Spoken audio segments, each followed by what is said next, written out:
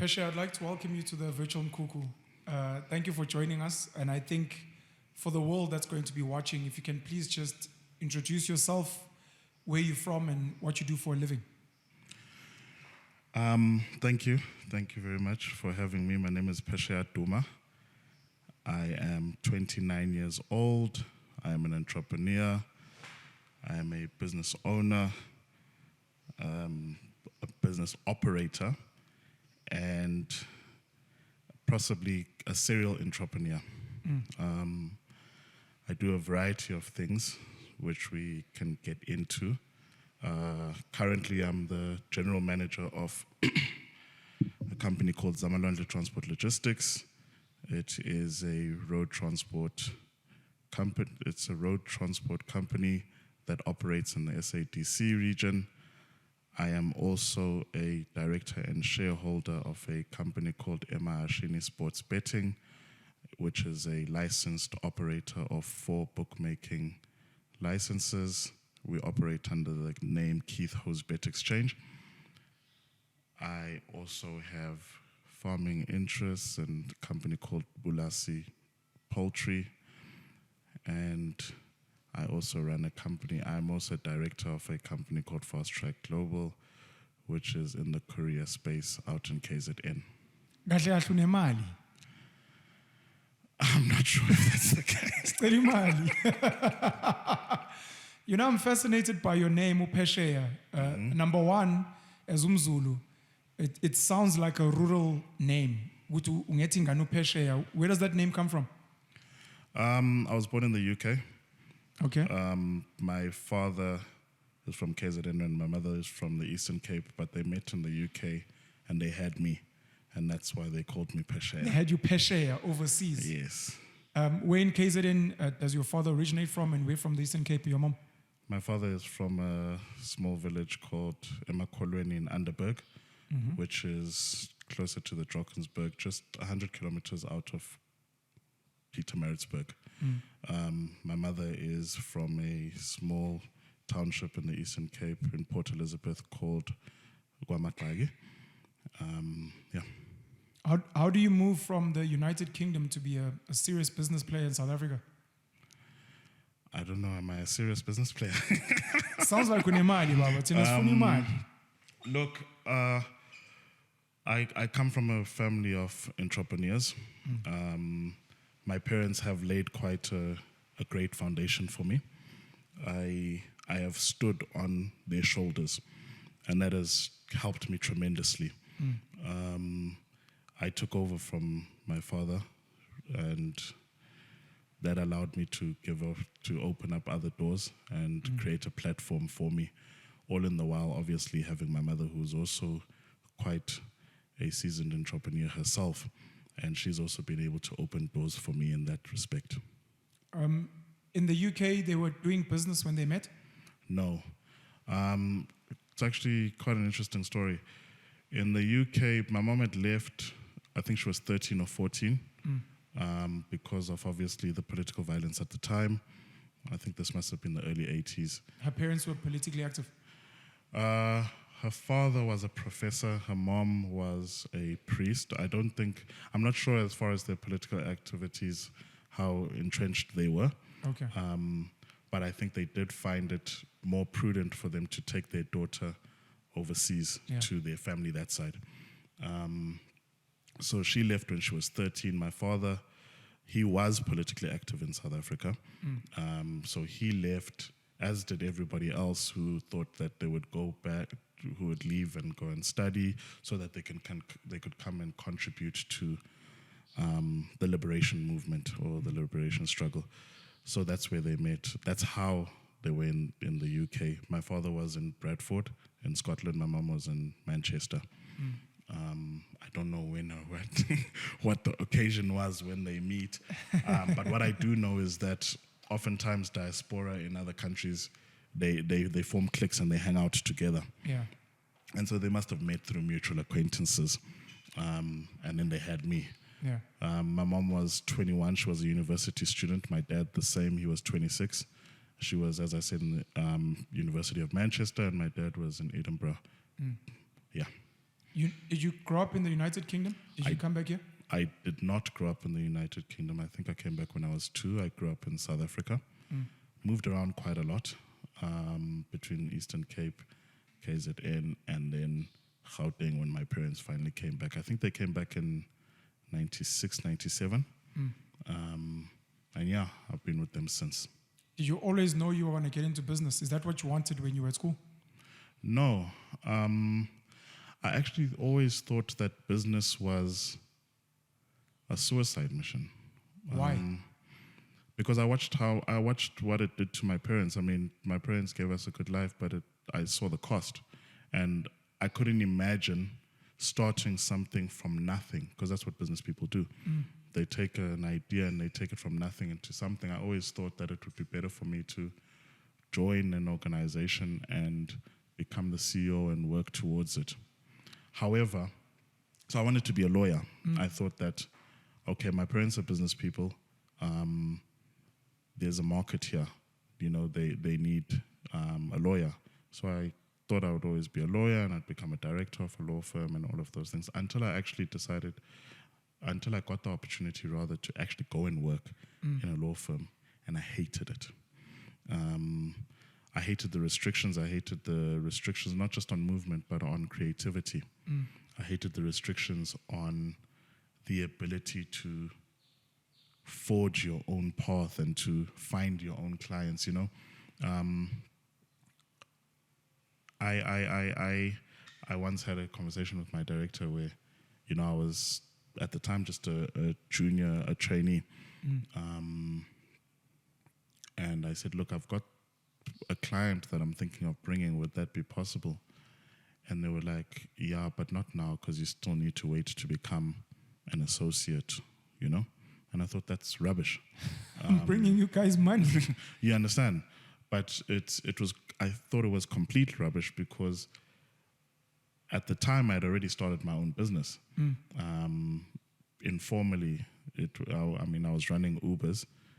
I could call it a business because I was actually earning and I had costs that needed to be paid and I had drivers and I had all of those things. So it was a business. Yeah.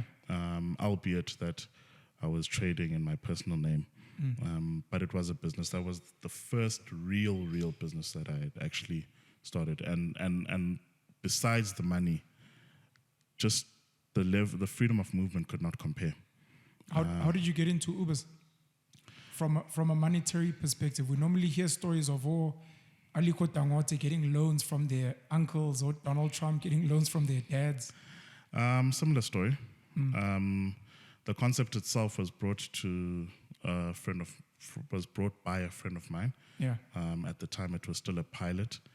I was fortunate enough to have parents that at the time were able to support that. So I went to my parents.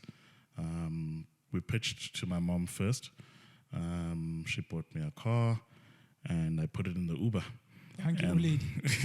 Yeah. And then we pitched then to my dad, and then he bought 2 cars and then put them in there.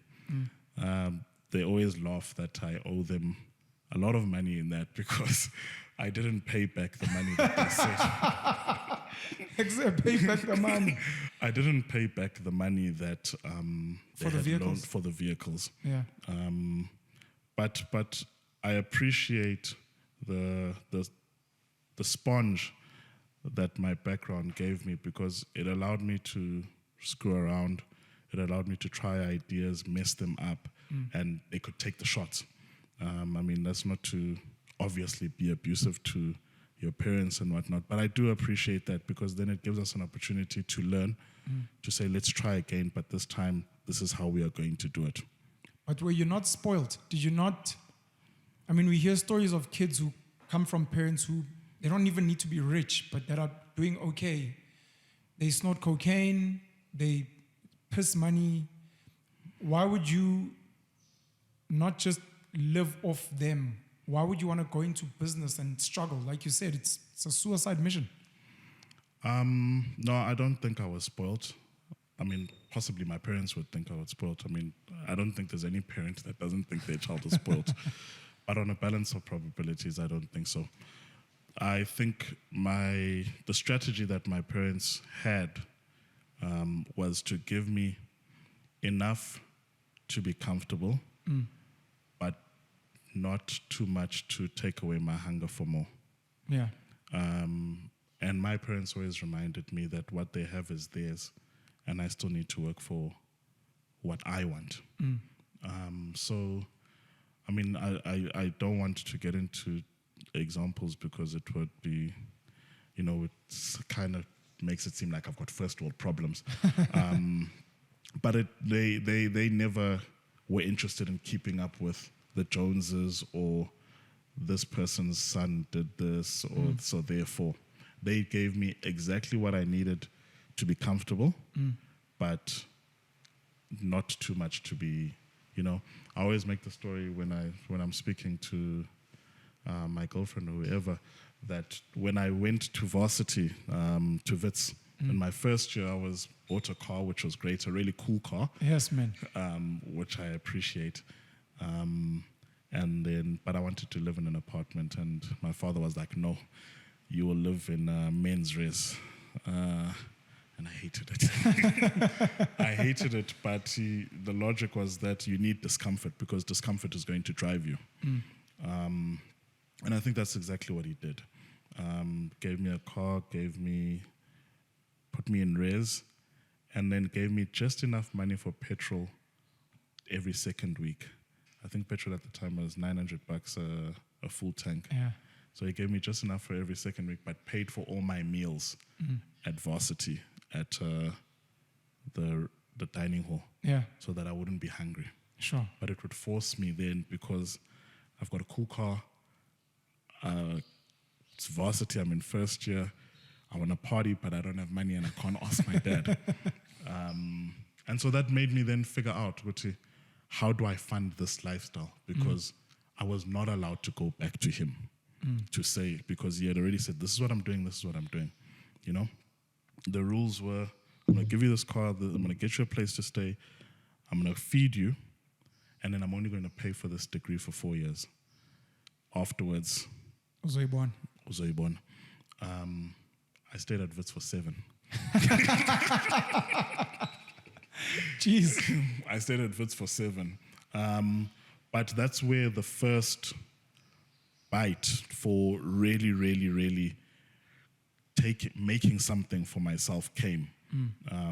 Because that was the first time where and at the time there was no real need, because I came from a place where I need to put a roof over someone, or it was just lifestyle, But that was enough for an 18-year-old. So I started tutoring. I think I was fortunate to be a little bit smart. So I started tutoring. Did a lot of that. Tutoring for cheese boys in Nanda, Sandhurst, which was great. They paid well. Yeah. Great perks. What else did I do? I did the tutoring. I did quite a bit. I sold sneakers, which was also quite cool. Bought them at the time. Amazon was selling. There was this Bapes, and there was another Mecca. Yeah. Bape and Mecca. So I'd buy them, bring them here, and then just add a markup. Very simple trading stuff. Yeah. And then that took me to a nice 13 on a monthly basis. 13,000 on a monthly basis. As a student. Crazy. Which was nice. No, it's more than nice, even today. 13,000 rand as a student. So I was with a car that's there and some petrol from dad. Yeah. No, super rich. It was quite nice. But I think there's a saying that you cannot be one man and serve two masters. Yeah. That also was the beginning of the decline of my academic career. Yeah. Because I started focusing a lot on this newly found talent, the ability to create something out of nothing. Yeah. Because I think when I was still younger, I always thought of it as an abstract concept where, you literally have to sell something, a product. But I then understood that it's not just about a product, it's just about services. It's either a service or a product. You don't have to create Facebook to be an entrepreneur. You know, you just find a gap in the market, whatever the gap is, and you exploit it. And you exploit it hard within the time frames that it allows you to, and you benefit and you move on. From Varsity to where you are now, who has helped you along your journey? Did you just look up to your parents? Have there been other business people that have mentored you or opened doors for you? I think everybody that I've come across has helped me. And I mean everybody, I mean even yourself. Yeah. I just bought a house now. You introduced me to Kulufelo Maponya. Oh, snap. And Kulufelo introduced me to people that would assist me in the bank to approve my home loans. Congrats, by the way. Thank you. So the point that I'm trying to make is that everybody that I've come into contact with has helped me at one point or another. An interesting story, sheer coincidence. I went to, in 2018, there was an old man that used to mentor me. And by mentoring, I mean just have conversations. Yeah.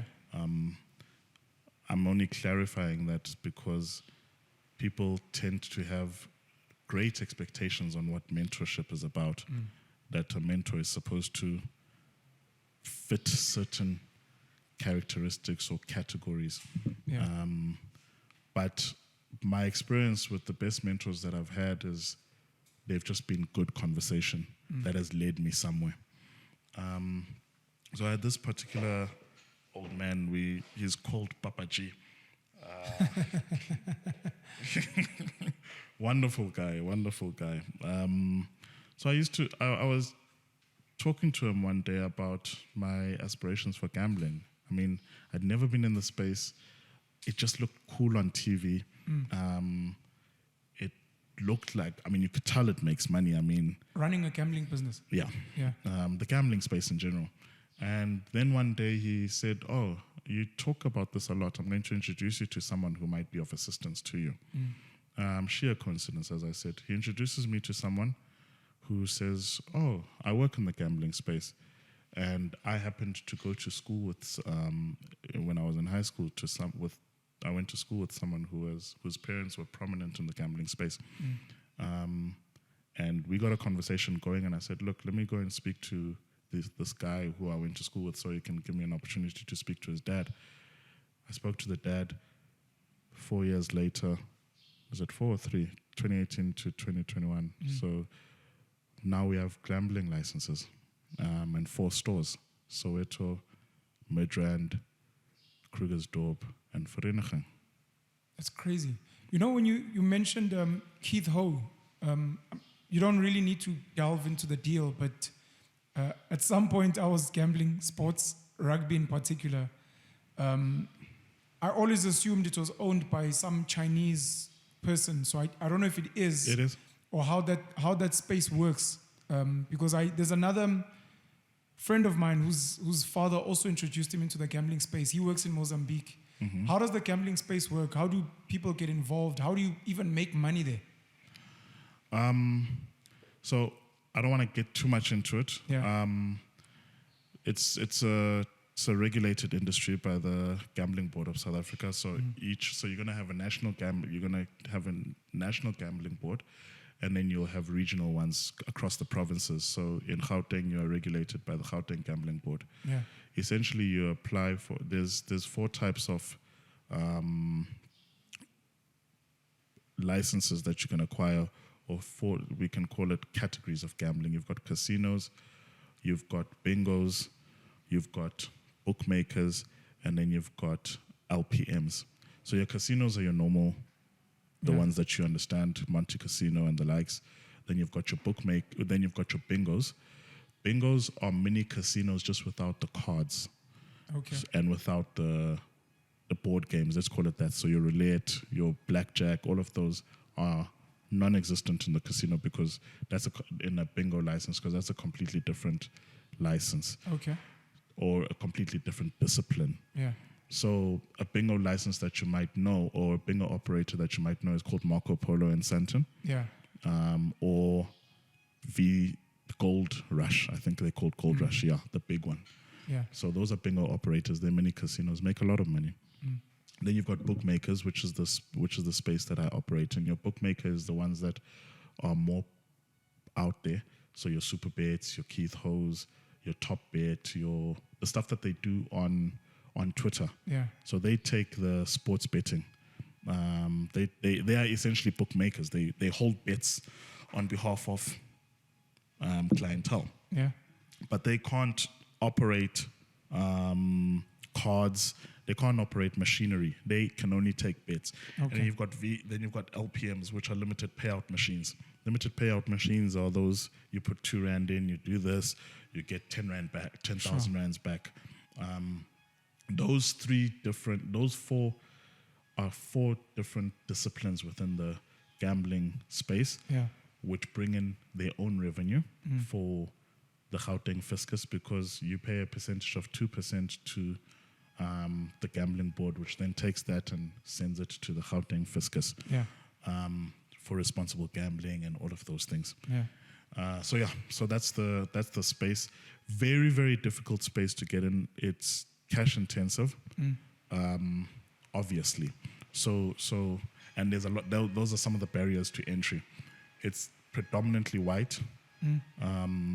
So again, another coincidence is that at the time in which I was entering into the space, there were licenses that were going to be released, but there was caveats on them. Yeah. So they wanted all current entrants, if they're going to enter to bid for these new licenses, they must come with new faces, and those new faces must be black, and they must be below the age of 35.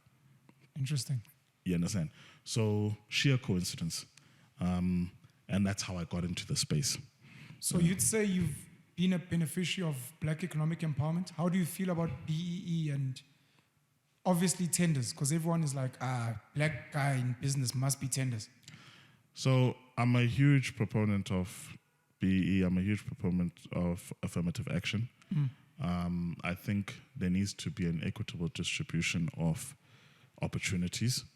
I think we do need to give the people who have been historically advantaged, they need to take a back foot.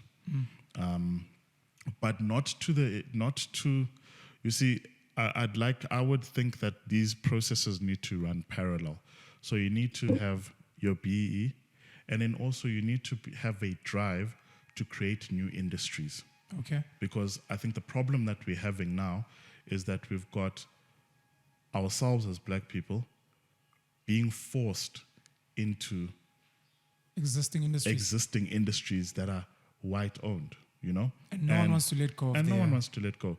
I can tell you, there's no way that if you had an existing business and you had kids and you had all these generational aspirations, that if some regulator came to you and said, you have to transform or you have to give some stranger that you've never met 35% of your business, you're going to find all sorts of tricks and turns to try and protect your legacy, because ultimately you're building a legacy. Yeah. And capitalism in its nature is selfish, it's self-absorbent, it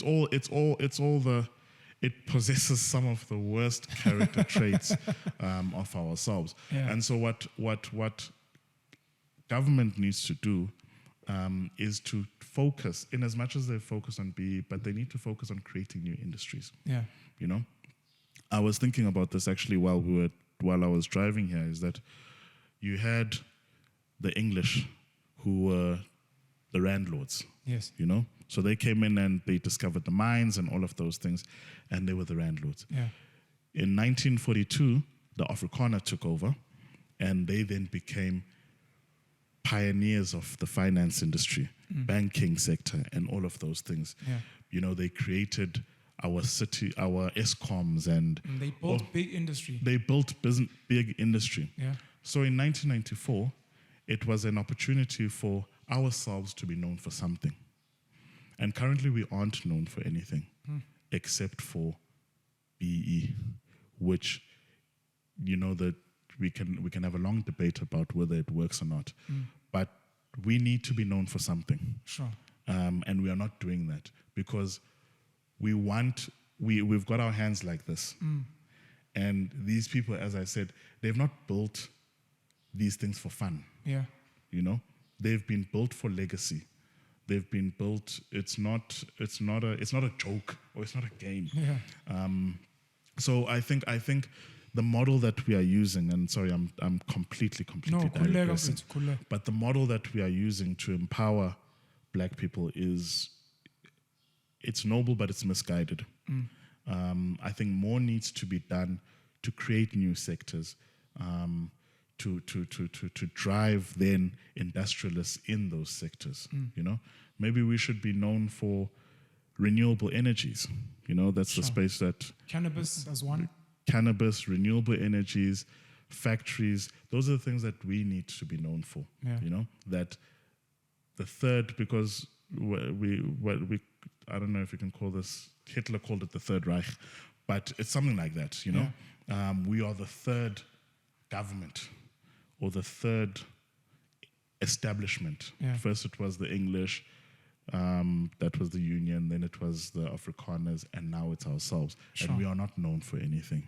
Jeez. Your opinions on tenders, because tenders get a lot of bad press, and the business you've mentioned haven't touched on tenders. So do you have any opinion on tenders and the bad press that they get, especially for black people that want to make money?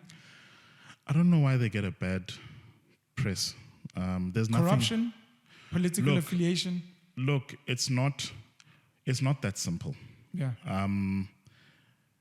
In fact, private sector is more corrupt than government, and I'll tell you why. The reason why I don't talk about, I do tenders, but I don't really like them because it's harder to do a tender than it is to get private sector business. If you are the CEO of Avenge, and I've done an interview with you, and we really got along, and my son goes to St. Cyrian's and your son goes to St. Cyrian's, all I need to do is give Penwell a phone call to say, listen, I've got this thing that I'm struggling with, man. I've got some TLBs and I've got these things, but I'm really, really struggling to get work. Can you assist me? And you tell me, yeah, no problem. Speak to my procurement. They'll facilitate something for you. And in less than a week, I'm already working. Hectic. You understand? That's why I prefer private sector. Because yes, it requires in fact, it requires more relationships than you think or than the public thinks that tenders requires. Because think about it like this. You have to, let's say you get and look, I may be having a narrow opinion on this. Someone might be able to say something else, but from my experience and my honest personal experience, the city of Joburg could be releasing a tender to build a 300 million rand road, and I may know the mayor personally, but for the mayor to come down from his chair and go deal all the way down with procurement, which is more than 5 levels beneath his pay grade or his, hierarchy, to first fiddle with procurement and then afterwards deal with the supply chain, the committee in which, because a tender comes in from a procurement officer creates a need or an end user creates a need, so there's a need for a road. It then goes to someone who is going to create that need and take it out in the market. 1,000 people are going to tender. You have to be better priced than at least 950 of those people. Crazy. You understand what I'm saying? And then afterwards, you've got then 50 people who then, after you've beat the 950, then you've got 50 people that you then have to deal with all of these people in that value chain. So Penwell's got his person, I've got my person, CI's got his person, everybody's got this within this committee. And then the mayor has to come down and speak to all of those people. Now, because of how regulated and how much bureaucracy is actually in the system, it's not as simple as what people make it out to be.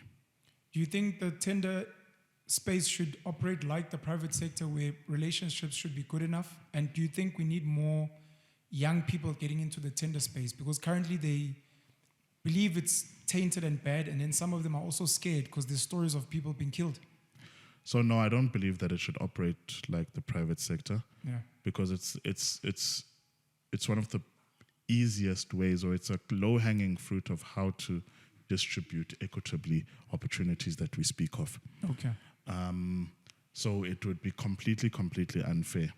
I mean, the way we are operating in the private sector it's a handful of people. Yeah. It's a handful of people. Closed. It's closed, you know? And I mean, even to be black and to get into it is also difficult. Yeah. You know, you have to speak the right way, go to the right school, have the right address. Be born in the UK. No, I'm kidding. Please carry You on. understand? So the tender gets a lot of bad press. Obviously, any system is corruptible. Yeah. Any system, you know? Yeah. So what we are speaking of, what we see in the news is anomalies, you know? When I started out with relationships, by the way, in the government space, I think I was doing 5 submissions a week, times that by 5, 25. which is 25, times that by 10 days, which is 250, and take another 10 days, which is 500. Give or take, I was probably doing 100 submissions a month. Let's call it that. Crazy. And out of 100, I would not get a single one with relationships. Oh, with it's like submitting CVs. Yeah. It's not, I mean, the first break I ever got was probably 2018. Nakhona, it was 13,000 rands. And I had submitted hundreds for years before that. You understand? It's not a space that I like. It's not a space that, because unfortunately I like to work smart, not hard. So it's not the bad press that it gets. These are anomalies. It comes every now and then that we are going to have a COVID-19 situation where procurement regulation is going to be thrown out the window. Yeah. And Penwell is going to write me a blank check for masks. Yeah. You know? Those things happen every now and then. Yeah. It's going to happen every now and then, once in a while, that a busasa is going to happen. Yeah.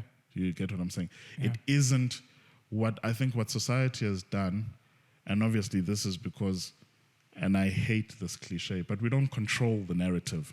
Yeah. But they've taken anomalies and they've made it the norm, you know? Do you believe the biggest tenders go to black people in this country? No. They don't have capacity. We don't have capacity. How can the biggest tenders are what you see on Sunrail, the busasas, the trains, those things are built by white people. To build a road for 5 billion rand, you must have at least a 5 to 10% guarantee so that you can actually build the road. You have to show 5 to 10% of your equity. How many people have that? I'm going to have to bring you back, and I'm hoping that when you do, we can unpack some of the other businesses that you've been in, because you spoke about logistics, and I wanted to hear about your stories there, because there have been rumors about a trucking mafia in this country. I want to speak about some of the other directorships you have, but at the age of 29, it already sounds like you're an established, well-seasoned businessman, and number one, I'll say I'm honored to know you. I think even at your young age, you can probably still mentor a lot of young people. But I think before we close with the maybe last 2 questions, I'd like to start by asking, how do you generally feel about black business people in this country with your experience as young as you are? How do you feel about black business people and the business landscape for black entrepreneurs? Well, I'm inspired by them, firstly. Okay. I'm inspired because, as I said, for me, with the background that I have, it's hard enough. So can you imagine the backgrounds that they have? Yeah. Number one, but also number two, I'm sympathetic because we put a lot of pressure on them. We want a first generation black businessman to open doors for me, right? But that first generation businessman, not only are they surprised that they are where they are, but they're trying to figure out how to keep it. You understand what I'm saying? Because I suppose it's an issue of imposter syndrome or whatever, but they don't have time to be doing the things that we would like them to do, Yeah. because we see it from our white counterparts. But the white counterpart my age will tell you that their grandfather has been doing this and their father took it. So by the time my son comes, and I'll be able to impart a lot more time, because not only am I surprised that I'm here, not only am I not surprised to be here, but I'm comfortable with the fact that it probably will always be like this. But that sentiment is not shared by either my father or, you understand what I'm saying? Yeah. So I think they get a lot of flack without being understood. Yeah. Because it's not easy to be first generation. It's not easy to be first generation. I'm happy with the strides that we've made. I'm happy when the black middle class has grown. I am saddened when the likes of your Edwin Sodis are arrested and things like that. Not that I condone corruption or crime, but it's one of my own. I love black people. Yeah. I feel the plight of black people because it's my own, one way or another. And I do wish that the country would do more, or government would do. It's doing a lot. We've got sectors that are there to grow black businesses. I think the other problem that our government has, this is just a little bit off topic, is that it doesn't have the ability to tell its own stories. You spoke about the narrative. Yeah, it doesn't have the ability to tell its own stories, which is a problem. The people that we look up to, the Patrices of this world and all of these things, they are products of our government. A combination, because obviously government can't do everything. So it's almost like government will give you the material, but I gave you an example now. Government will say that we want new entrants into the market and they have to be this specific criteria, a criteria that fits me. Yeah. Then I have to glue those people together. Yes, perhaps we should have incubations where government assists us with gluing these things together, but there's 53 million people, I think now, in South Africa, if not 60. It's a tall ask. Yeah. It's a tall ask, Our industry is sophisticated, but at the level of 63 million people, at 53 to 60 million people, I'm just not sure. Would you consider getting into politics, whether now or later? It sounds like you have visions on how things could be improved, if it's not just in the tender space, creating new industries, for example, creating incubation hubs, or if not get into politics, would you consider partnering with political leaders to try and capacitate them in solving some of these problems? Yeah, look, funny enough, I had aspirations to be a politician, but not now, because for right now, I am solely interested in money and building. There's somewhere where I want to be. There's somewhere that I want to get. There's a specific number that I'm looking to achieve. Yeah. But I would be interested in working with politicians to help in a way that is mutually beneficial. I'm not interested in giving up just yet my entire life so that I can be a politician in the pursuit of, without having a hand in both cookie jars. But of course, like the current president. like the current president. But of Yeah. course, no, I definitely would, but not now. Okay. Now is not the time for me. The time will come. Phesheya, I'd like to thank you for visiting us. I really want us to have more conversations. I've got so much to ask you just about your life, just about your hustles and how you've grown and what you've built and what your vision is. But limited by time. But I need you to please commit to come back. And I'd like us to continue where we're stopping now in unpacking the layers of, at the age of 29, it's crazy what it seems you've achieved. I'd like to delve more into the influences of your family, your experiences on your journey. And if you don't mind, please can you commit to spending more time with us? But thank you very much. Yeah, no, definitely. Thank you very much for having me. Thank you to your crew. I appreciate the opportunity. You just give me a time and date and I'll be here. Ngiyabonga, Phesheya. Thank you.